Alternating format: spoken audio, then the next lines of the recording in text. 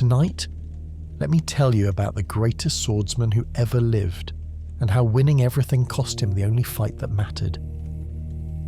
Miyamoto Musashi never lost. 60 duels over 60 years, from age 13 to his final challenge on Ganryujima Island, undefeated.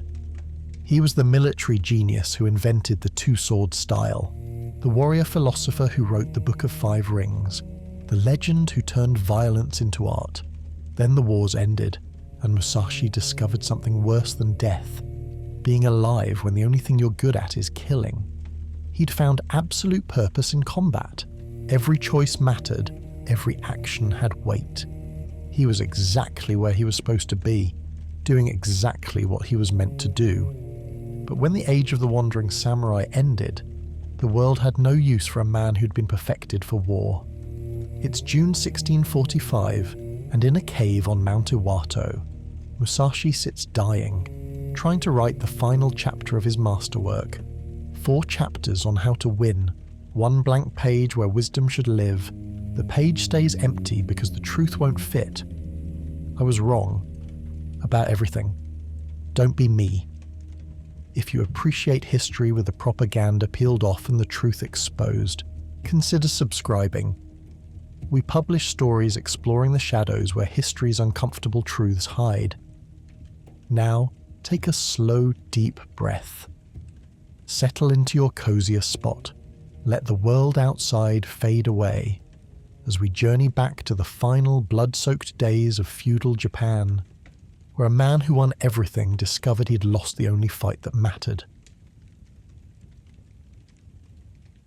The morning light that seeps into Regando Cave has the colour of old bruises, purple, grey and painful to look at, filtering through the cave mouth like the memory of better days. The air inside tastes of minerals and endings, of stone that has never known sunlight and never will. Musashi sits in this half-darkness, watching dust motes drift through the weak light like spirits of all the men he's ended, unable to rest, unable to leave.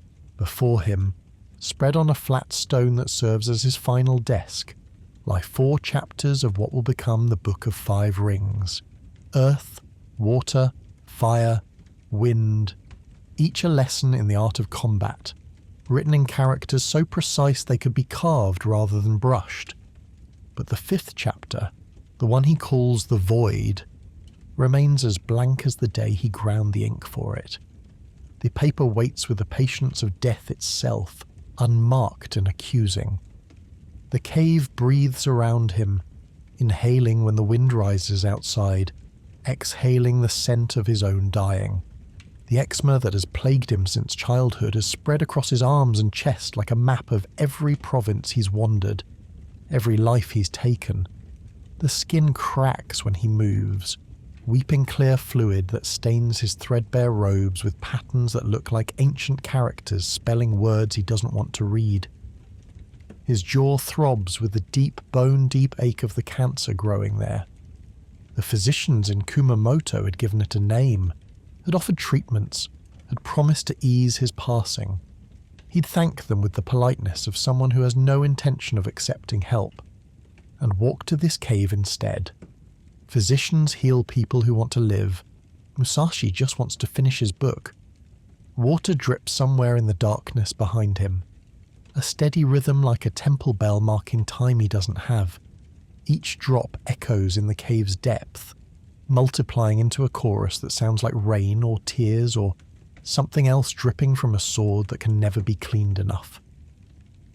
The brush hovers over the blank paper, a drop of ink trembling at its tip like the last word of a confession he can't quite speak. How do you explain emptiness when you've become it? How do you teach the void to students who still believe winning means something more than everyone else losing?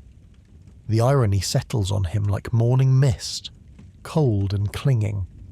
He spent 50 years seeking solitude, claiming it was the path to enlightenment, driving away anyone who tried to get close with harsh words and harsher lessons. Now he's achieved perfect solitude, and the victory tastes like ash in his mouth. He'd trade every triumph, every moment of legendary glory, for one person to sit beside him when the breathing stops, not to speak. Words are useless now. Just to be there, to prove that someone noticed he was more than a method of ending lives. But no one's coming. He drove them all away, one disappointment at a time.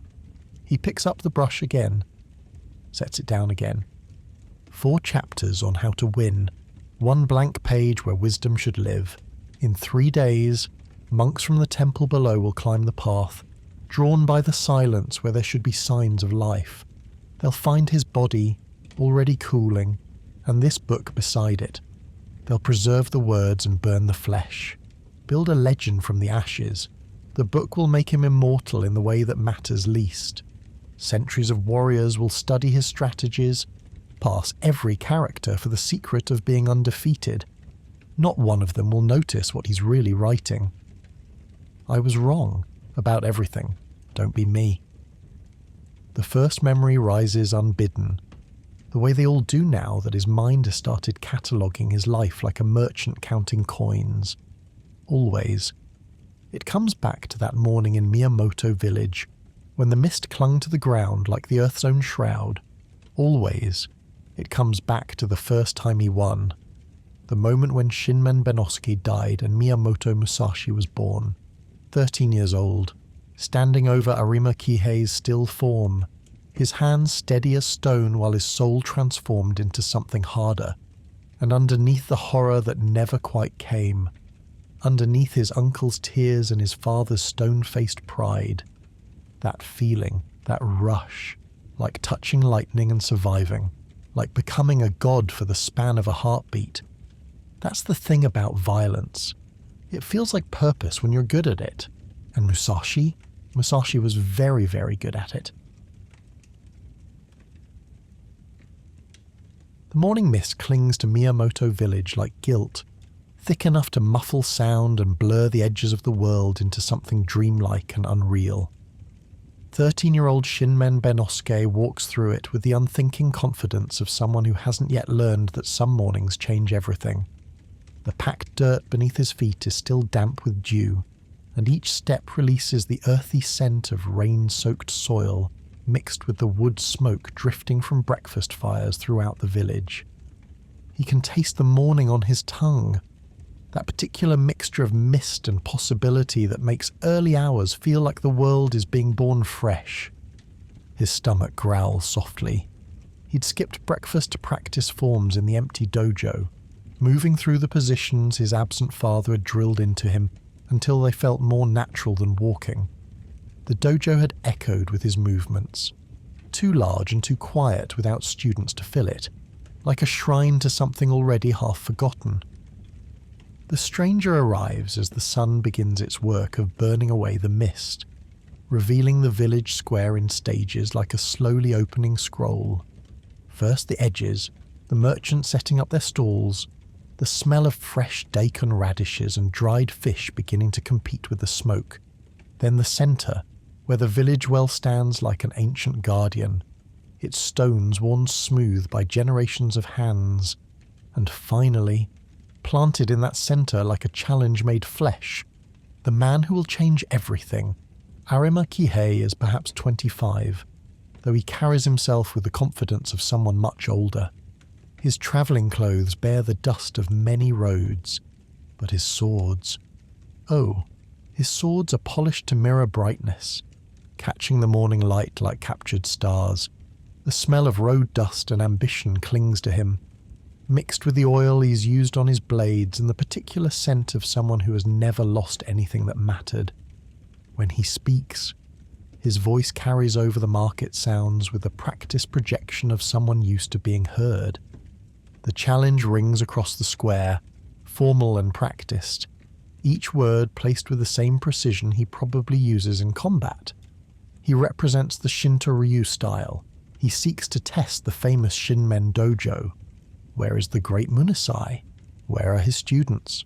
Or has the school fallen so far that no one dares defend its honour? The last words hang in the morning air like a physical thing, and Benosuke feels them strike him in the chest like a blow, fallen so far. The villagers know the truth that makes those words cut deeper than any blade. Munasai is gone again. chasing the shadow of his former reputation in tournaments he no longer wins. The students have scattered to schools with better prospects, schools that don't smell of decline and absent masters.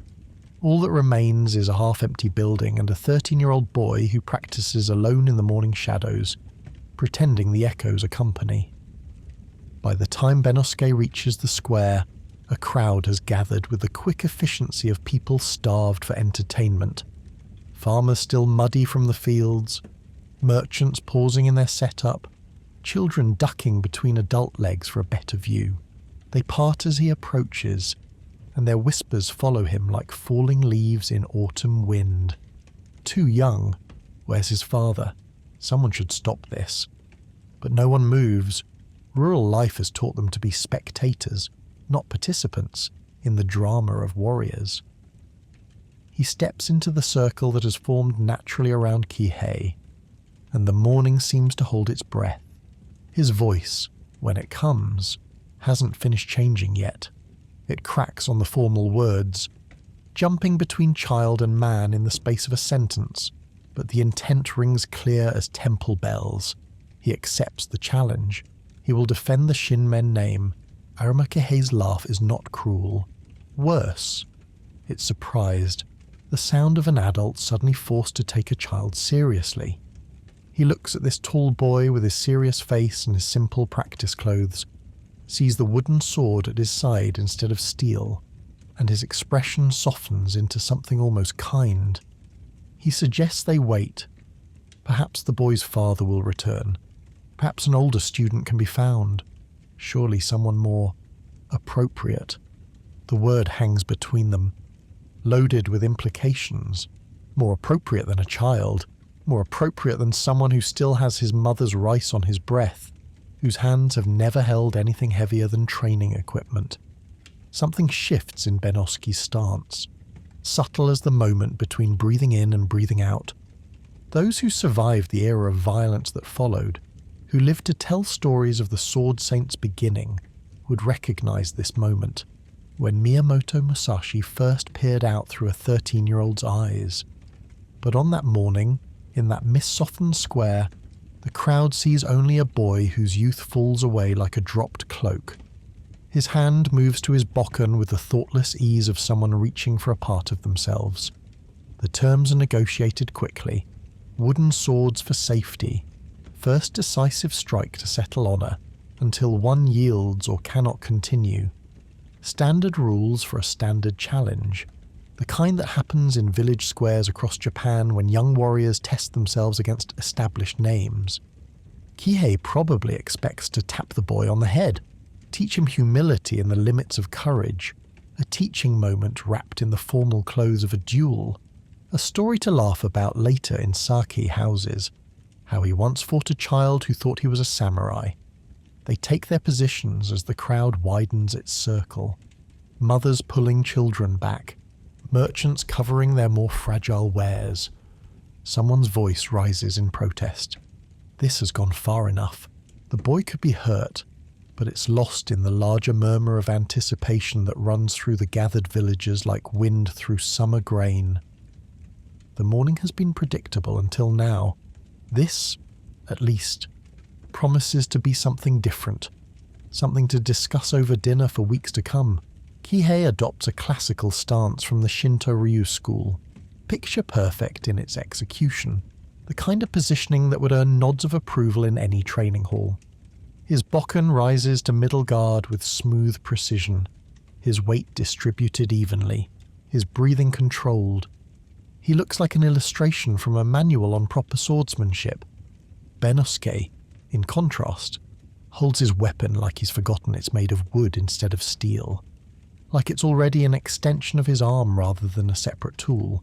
There's nothing classical about his stance, so it's something personal, evolved through solitary morning practices when no one was watching to correct him. The morning sun has climbed high enough now to burn through the last of the mist, and it lights the square like a stage. The packed earth gleams with moisture, treacherous footing for the unwary. Shadows stretch long and dark from the combatants, crossing in the middle like swords already engaged. A dog barks somewhere in the distance, then falls silent, as if even the animals understand something significant is happening.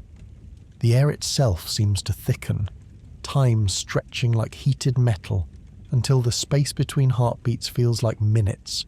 The fight, when it finally begins, lasts 37 seconds. Those who witnessed it would argue about the details for years, but on the sequence of events, they all agreed. Kihei moves first, a testing strike designed to gauge the boy's reflexes and reaction time. It's quick, professional, but pulled at the last moment to avoid serious injury, the kind of attack that says I could hurt you but choose not to. He's still thinking of this as a lesson, an opportunity to teach a brave but foolish child about the difference between courage and skill. But Benosuke doesn't dodge backward as expected. Instead, his feet slide forward through the damp dirt, closer, not away, closing distance in a way that no training manual recommends for someone with shorter reach. The morning air parts around him as he moves, and his bokken follows a path that has no name because he's inventing it in the moment. Pure instinct given physical form. The weapons meet with a sharp crack of wood on wood, but it's Kihei's strike that's deflected, his perfect form disrupted by someone who doesn't know the rules well enough to follow them. The second exchange happens before the sound of the first has finished echoing. Benosuke is inside Kihei's guard now, too close for the longer reach advantage to matter, and his bokken moves in short, vicious arcs that speak of hours spent practicing in confined spaces. 3 strikes that speak of midnight practice, a 4th while Kihei tries to understand what's happening. By the 5th, the boy's face has gone peaceful, not meditation, but the peace of finding what you were looking for. By the 3rd strike, Kihei's breathing changed, wet and laboured. By the 5th, it stopped. It takes 3 men to pull him off, a rice merchant and 2 farmers who move with the desperate coordination of people trying to stop a natural disaster.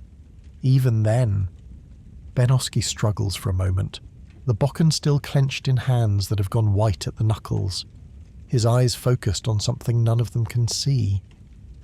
When awareness finally returns, sliding back into his expression like sunlight through clouds, he looks down at what he's done with the detached interest of someone studying an unexpected result. The packed earth tells its own story now. Kihei's breathing has stopped. His mirror-bright swords lay where they fell, reflecting the crowd's horrified faces back at them.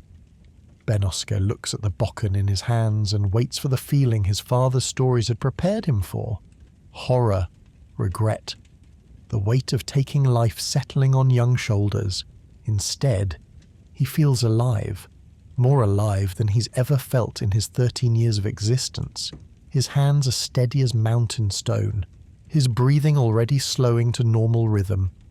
The crowd stares at him like he's transformed into something from the old stories, something that wears a human shape but isn't bound by human rules. A woman begins keening. The morning silence after violence is worse than any sound. Someone runs for the village headman. Someone else kneels beside the body, checking for signs of life that anyone can see are absent, but most just stand, frozen by the understanding that they've witnessed something that will mark this village forever. The boy who defeated a samurai, the child who chose violence. That night, his father returns from yet another failed tournament, sake on his breath and defeat in the slump of his shoulders. Munasai takes one look at the blood-stained ground in the village square. They tried to clean it, but certain things have a way of soaking in, of leaving shadows that water can't wash away. He looks at his son sitting alone in the dojo, methodically cleaning a bokken that already gleams, and something passes between them without words. What is there to say? His son has defended their school's honour. His son has ended a grown warrior with the casual efficiency most boys reserve for catching dragonflies. Pride and shame lodge in Munasai's throat like twin stones, making speech impossible even if he could find words for this impossible thing. By morning, Benosuke will be gone, walking the roads with only his swords for company and a new name already forming on his lips, Musashi. He'll call himself Musashi, after the village that watched him become what he was always meant to be. But in this moment, sitting in the dojo that still echoes with violence, he knows only the feeling, the rush, the perfect clarity of action without thought. He'd felt powerful, he'd felt purposeful, he'd felt like himself for the first time in 13 years of trying to be his father's son. That's what the chronicles won't record, what the legends carefully omit. Musashi didn't become a killer. He discovered he'd always been one. The violence wasn't something forced upon him by circumstance or taught by harsh masters. It was something he recognized, like meeting family you've never seen but whose faces mirror your own in ways that make denial impossible. The roads of Japan spread before young Musashi like the veins in an arm, and he walks them all with the single-minded purpose of an addict chasing the next dose. He calls it Mushashugyo, warrior's pilgrimage, the traditional journey of testing yourself against the best each province can offer. The words taste noble when he speaks them to innkeepers and monks who ask about the dirt under his fingernails. They taste like purpose instead of what they really are. Excuses to feed a hunger that grows with each feeding. By the time he turns 20, the pattern has crystallized into ritual. He arrives in a new town as the morning mist burns off, when the light is still soft and the day holds promise. The approach matters. Too early and he looks desperate. Too late and he looks afraid. He finds the local dojo by following the sounds of morning practice, the sharp cries of students and the crack of wood on wood that calls to him like temple bells calling the faithful. In Osaka, Master Tadashi runs a small dojo that smells of the nearby river and the sawdust they spread fresh each morning. When Musashi arrives, still carrying road dust and the reputation that now precedes him like a shadow, Tadashi doesn't reach for his sword. He offers tea instead, and his eyes hold something Musashi hasn't seen before: recognition of what he is becoming. They sit in Tadashi's private quarters while students practice in the main hall, the shouts muffled by paper walls. The tea burns Musashi's throat in a way that has nothing to do with temperature. Tadashi asks about his travels, his emerging two-sword style, his plans for the future. He doesn't ask about the victories. He can read those in the way Musashi sits, always angled toward the door, always ready. For 3 weeks that feel like stolen time, Musashi almost remembers what it's like to be a student instead of a warrior. Tadashi suggests refinements to his technique with the patience of someone who sees potential worth saving.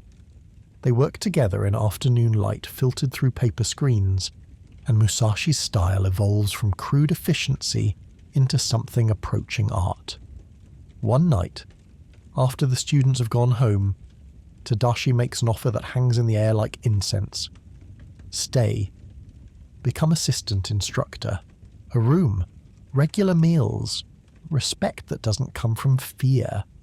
A chance to build something instead of just tearing down. The future he paints with careful words is seductive in its mundanity. Morning classes, afternoon discussions of philosophy, evening walks by the river. But when dawn comes, the itch returns stronger than ever, and Musashi leaves before the dojo wakes, his footprints in the morning dew already fading. This becomes the pattern, not just the violence, but the leaving, in Sendai. Master Hayashi invites him to stay through winter when the roads become impassable. For 3 months, Musashi teaches students who see innovation in his two-sword method rather than heresy. The dojo becomes a kind of home, the first since leaving Miyamoto village. On New Year's Eve, they invite him to family celebrations, and he sits at their table like he belongs there. Spring comes like a disease, the roads clear, and with them, the excuses for staying vanish. When Musashi leaves, half the students line up to see him off, and he can't meet their eyes because he knows he's choosing emptiness over everything they're offering. But there are moments, rare, precious, terrible, when the violence transcends itself and becomes what he tells himself he's seeking. In Kumamoto, facing a master of the Yagyu style. Both men moving through rain that turns the courtyard into a mirror of heaven. For 10 perfect minutes, thought vanishes and only action remains. His two swords weave patterns that have no names because naming would make them less than they are. When they finally stop, both are breathing hard but smiling. Real smiles. Not the grimace of victory or defeat. They bow. And in that bow is an entire conversation about what they've shared. For just that instant, violence had become pure expression, as honest as any art. By 25, he no longer needs to seek challenges. His reputation precedes him like a herald of endings, and young samurai track him across provinces with the dedication of hunters following wounded prey. In Nagoya, one finds him at a noodle stand, eating with the mechanical efficiency of someone who tastes nothing. The challenger is perhaps 19, wearing armor that still smells of the oil used to prevent rust, carrying swords that have never known battle. When Musashi tells him to go home, to marry, to have sons and grow old, the words come out tired, worn smooth by repetition. But the boy hears only cowardice, and the trap Musashi built for himself springs shut again. They meet at dawn by the river. 4 seconds, 1 move, the kind of efficiency that comes from 10,000 hours of practice. Another mother would learn her son wasn't coming home. That night, Musashi counts bodies like prayer beads. 23, or was it 24? The faces blur together. Young, eager, gone. The boy from Nagoya had told him his name before they started. Musashi's already forgotten it. That's the real skill he's perfected. The ability to erase people before they're cold. The transformation of his appearance from strategic choice to reality happens so gradually he doesn't notice until it's complete. The unwashed hair, the stained clothes, the careful cultivation of disgust. It all started as tactics, ways to unsettle opponents before steel was drawn. But somewhere between Victory 30 and Victory 40, performance became truth. He rarely bathes now, and his hair hangs in ropes that smell of old sweat and older regrets.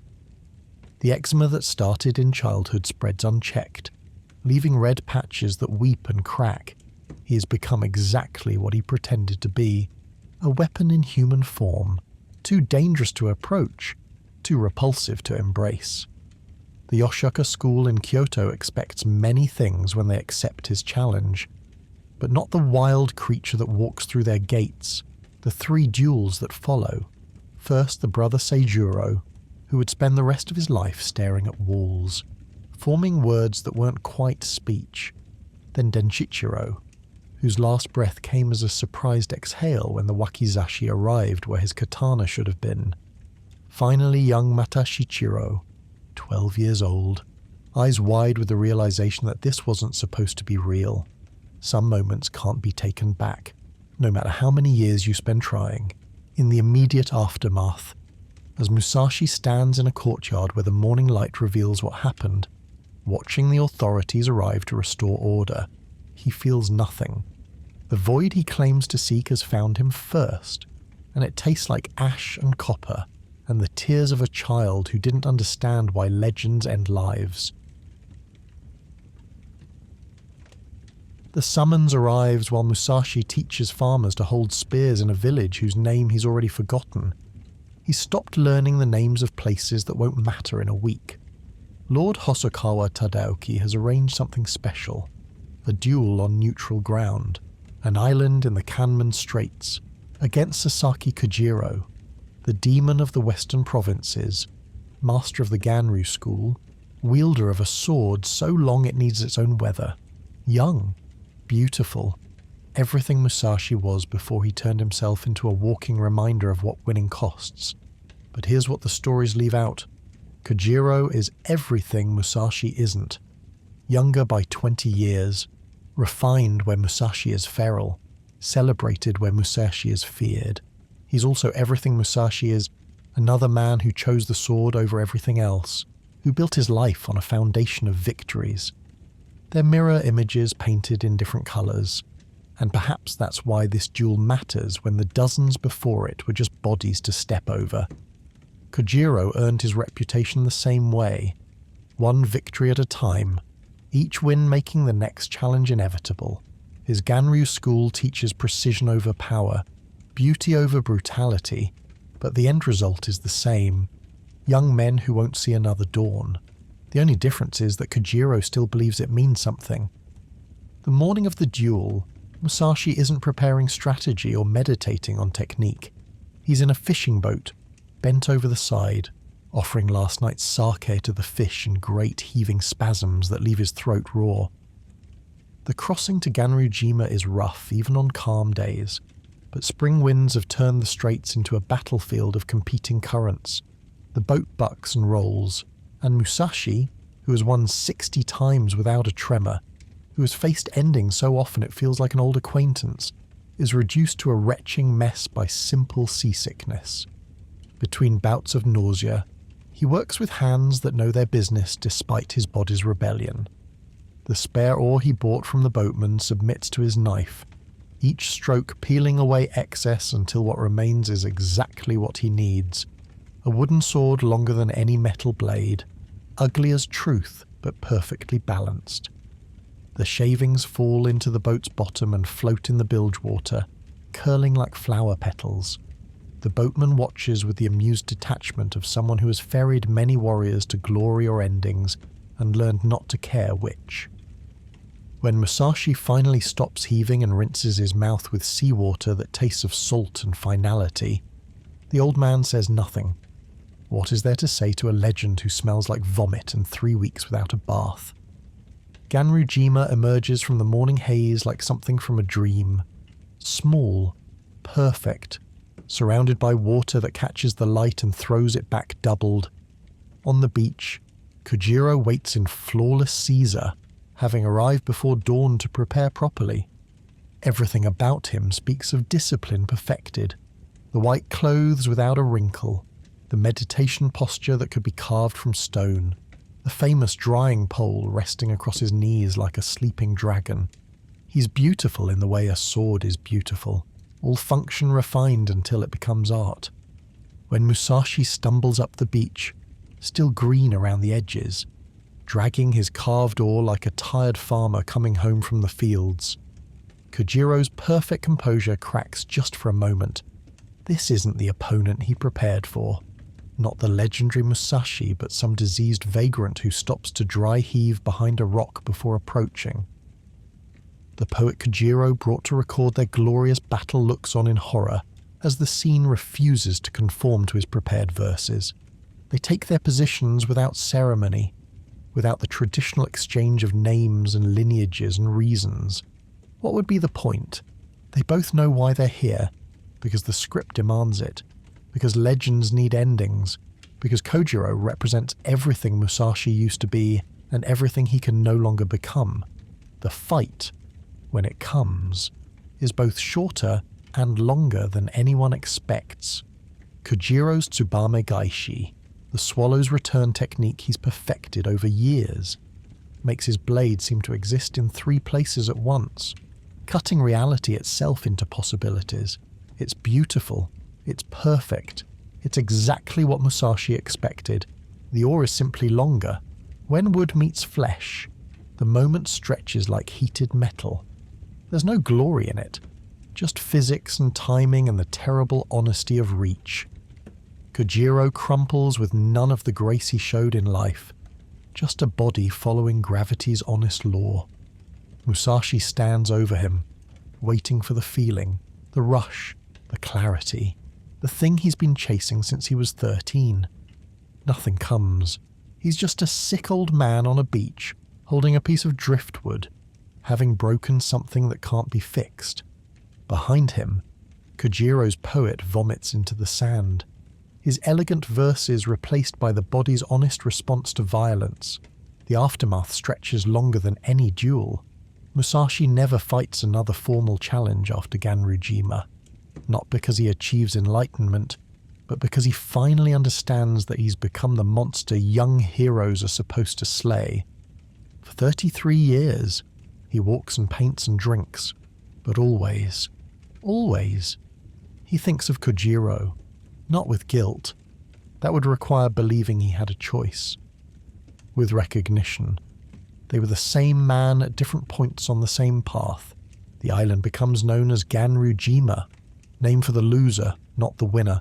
Even in victory, Musashi is erased. It's Kojiro's island, Kojiro's story.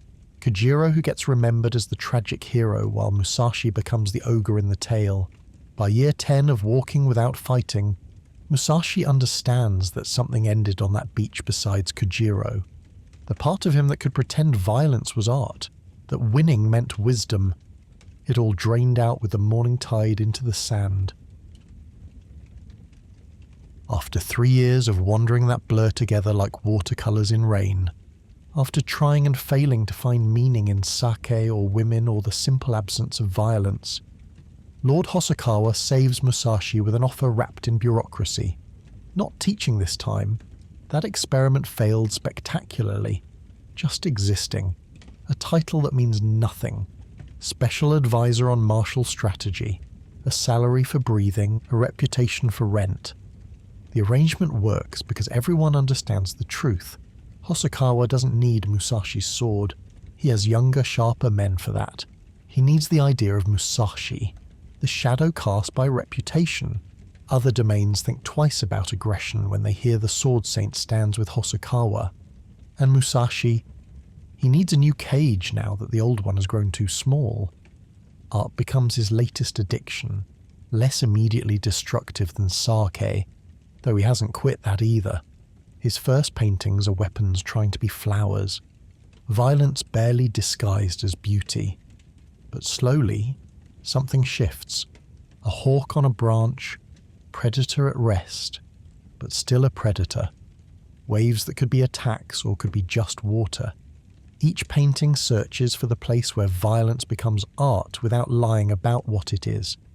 It's 1637 when the universe delivers its sharpest lesson in humility. The Shimabara rebellion has turned farmers into warriors, and Hosokawa sends his forces to help crush it.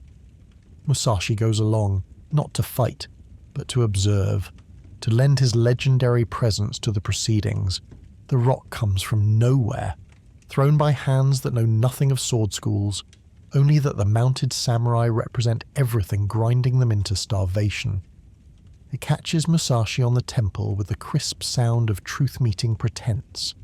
One moment he's the legendary sword saint, untouchable and above the muddy business of putting down revolts. The next, he's on his back in the mud, ears ringing, the world spinning while peasants stream past. All his skill, all his philosophy, irrelevant against one well-aimed stone thrown by someone who's never heard of the Book of Five Rings. He lies there, tasting dirt and copper, understanding that he's been playing dress-up in borrowed importance. They pull him from the mud eventually, concussed and humiliated but alive.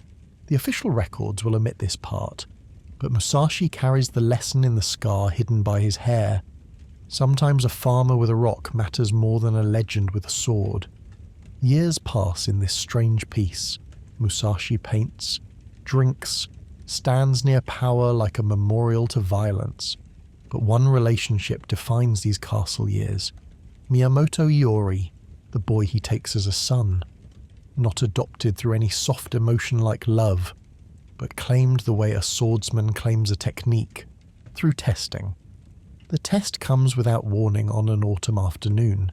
Iori, perhaps 16, is practicing in the courtyard when Musashi attacks. Not with the pulled blows of training, but with genuine intent. The bokken whistles through air where the boy's head was a heartbeat before. Iori doesn't flinch. That's what saves him. Not skill, but the absolute absence of surprise. He moves with the calm of someone who always expected this moment, who understood from the first day that Musashi's love would look like violence. He doesn't try to win, just to survive.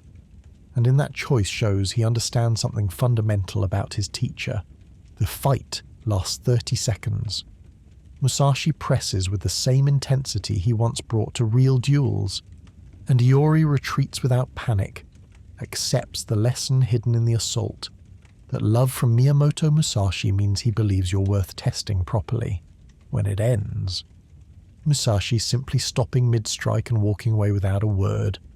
Iori stands in the empty courtyard, sweat soaking his clothes, and bows to his father's retreating back. This is how Musashi shows affection, by treating you as dangerous enough to matter. But that night, watching Iori clean his bokken with the same methodical care Musashi once used, he understands something terrible. He's taught the boy to survive him, but not to live without him. The kindest thing he can do is leave before the lesson goes deeper, before Iori learns that love and violence aren't separate things, but the same thing expressed through different grips on the same weapon. Within the year, he'll place Iori with a good family, call it kindness, and walk away. Years later, he'll hear that Iori became a respected samurai, balanced, honourable, with a family who knows his face instead of just his reputation.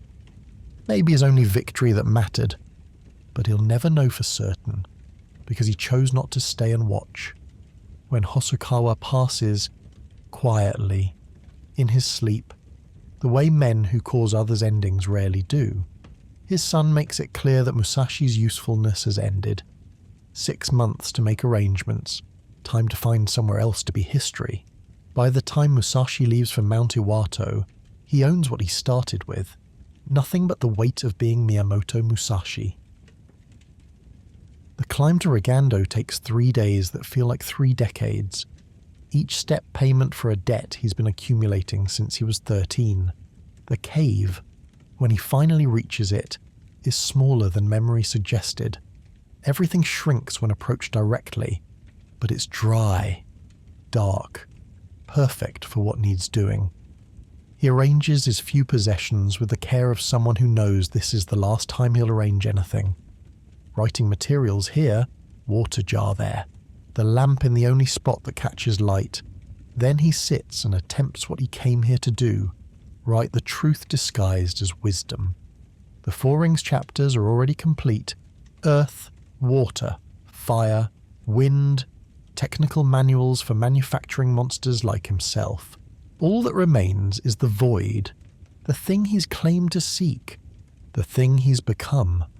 But how do you explain nothing to people who think it's something? Days blend into nights blend into nothing. The hallucinations come.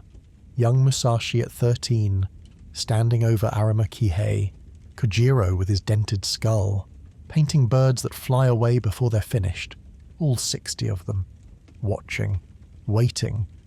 Between visions, he writes single lines that might be wisdom or might be fever dreams. In the void is virtue and no evil. The biggest lie yet, the void is nothing but absence, of connection, of purpose, of all the life unlived while being undefeated.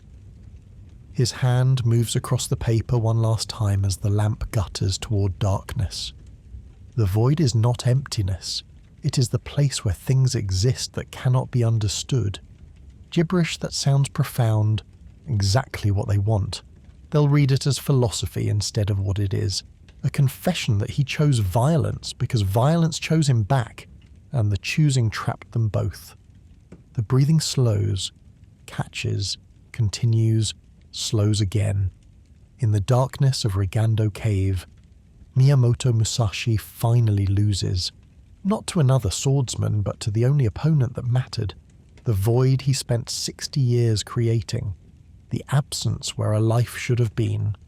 3 days later, monks find the body in the book.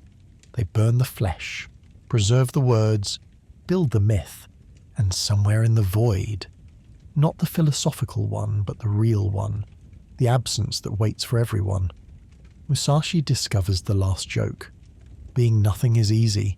Everyone does it eventually. The trick was being something, and he never learned that at all. But the story doesn't end with endings. It never does. In the centuries that follow, they make him exactly what he feared, a hero instead of a warning. The Book of 5 Rings becomes required reading in business schools where executives imagine themselves as samurai of the marketplace. Never noticing that Musashi ended alone in a cave, They produce manga where he's young and noble forever, films where his fights are beautiful instead of ugly, games where players can become him without becoming empty. Every adaptation misses the point with such precision it seems deliberate. They show the victories but not the cost, the technique but not the trembling hands, the legend but not the man who wished he'd chosen differently. They want to be Musashi at 25, invincible and ascending. No one wants to be Musashi at 60, writing warnings in a cave while cancer eats his jaw. The tourism board builds a museum at Regando. Visitors take selfies where he passed, making peace signs in front of the stone that served as his desk. They buy wooden swords in the gift shop, practice swings in the parking lot, dream of being undefeated. The irony would make him laugh if he hadn't lost the ability decades before passing. Modern martial artists study his techniques, pass every word for competitive advantage. They focus on the tactics, the strategies, the ways to win. They skip over the parts where he calls the void empty, where he admits that victory is just another word for being alone. They see what they want, a path to power. They ignore what he wrote, a path to nowhere. But sometimes, rarely, someone reads it correctly, usually late at night, usually after their own victories have turned to ash. They see through the instructions to the confession underneath. They understand that the Book of 5 Rings is really the Book of 5 Warnings. Earth, you'll become as rigid as stone. Water, you'll flow around life instead of through it. Fire, you'll burn everything you touch. Wind, you'll scatter without ever settling. Void, you'll become nothing and call it enlightenment. These readers close the book with shaking hands, understanding finally that Musashi won everything that doesn't matter and lost everything that does. But they're the minority. The rest continue dreaming of being him, never noticing that his greatest victory was passing, finally losing the only fight that mattered. The legend lives, the warning fades, and somewhere in the void that isn't empty but is full of all the lives unlived, Musashi discovers the last truth. You can't save people from becoming you. You can only show them what you became and hope they're smart enough to choose differently. Most aren't. But you don't have to be most. The story ends as all stories must, in silence. But you don't have to face your own silence yet. Let Musashi's warnings fade into the background as you settle deeper into comfort. Feel the weight of your body sinking into softness, each breath carrying you further from his cave and closer to peaceful rest. You chose to listen tonight, but you can choose differently tomorrow.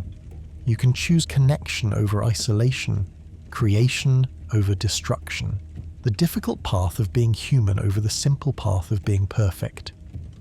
Let that knowledge wrap around you like a comfortable blanket as the night deepens and dreams begin to form at the edges of your consciousness. Close your eyes now. Let the last echoes of ancient Japan fade away, and drift into sleep knowing that when morning comes, you'll have choices Musashi never allowed himself. The void can wait. Tonight, there is only rest.